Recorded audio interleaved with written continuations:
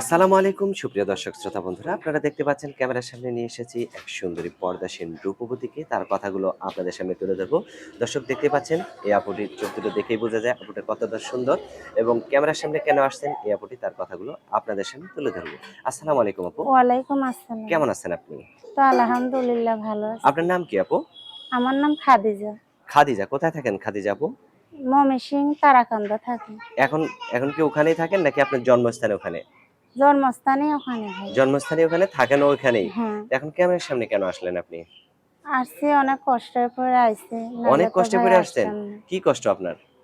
এখন তো ভাই মাডা বাসা বাড়িতে কাজ করে, হ্যাঁ। দায়িত্ব নেওয়ার মতো কেউ নাই। বয়স্ক মানুষ, একদিন কাজে গেলে 2 দিন যাইতে পারে না।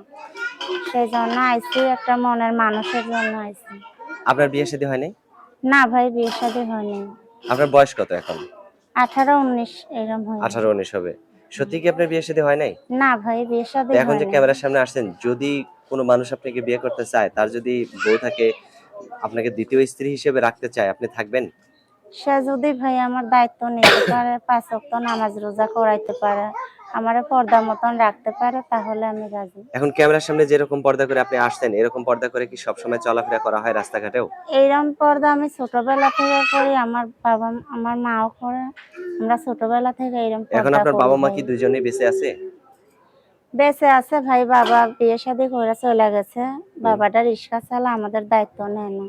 আচ্ছা। তো আর এখন ছোটবেলা থেকে আমার আম্মুই আমাদের কষ্ট করে মানুষ এখন করছে। যদি আপনাকে কেউ বিয়ে করতে চায়, আপনাকে ছাড়া কি আর কোনো দায়-দায়িত্ব নিতে হবে? না ভাই, আমারে ছাড়া দায়িত্ব নিতে হবে না, আমার দায়িত্ব নিলেই হবে। মাশাআল্লাহ। তো আপনার ফোন নাম্বার দিবেন ভিডিওতে? আমার তো ভাই ফোন নাই, আমার আম্মুর একটা নাম্বার আছে, ওই নাম্বারটাই দিয়ে যাই আমি। এখন সেই ফোনে যদি কেউ কল দেয়, আপনার মা ধরবে নাকি এবার? না ভাই, আমি রিসিভ করব। আপনি রিসিভ করবেন? হ্যাঁ, কোন মানুষ, বয়স্ক মানুষ বিয়ে যদি করতে চায়, আপনার মা কি বিয়ে দিবে? অবশ্যই দেবে। আমার আম্মু বলছে আমার পছন্দই তাদের পছন্দ। আচ্ছা, অসংখ্য ধন্যবাদ। আপনার নাম্বার কি মুখস্থ আছে? হ্যাঁ ভাই, আছে। আচ্ছা, ২ টা ৩ টা করে বলেন, আপনার সাথে আমিও বলি। 019 019 474 474 521 521 73। 73।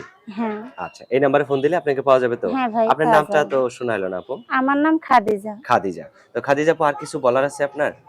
জি ভাই, আমি বলতে চাই যে আমারও যে বিয়ে শাদী করবে, আমার একটু পর্দা মতন রাখবে, হুম, হুম। 5 ওয়াক্ত নামাজ রোজা করাবে, এইটুকুই আমার চাই। এইটুকুই আপনার চাওয়া, তাই তো? হ্যাঁ।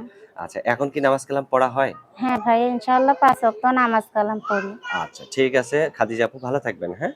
প্রিয় জি। দর্শক, আপনারাও ভালো থাকবেন। আর এই সুন্দরী পর্দাসীন রূপবতীকে যদি কেউ আপন করে ঘরের বউ বানাতে চান, তাহলে অবশ্যই ভিডিওতে দেওয়া নাম্বারে যোগাযোগ করলে এই আপুটির সাথে আপনারা যোগাযোগ করতে পারবেন। ভালো থাকবেন সকলেই।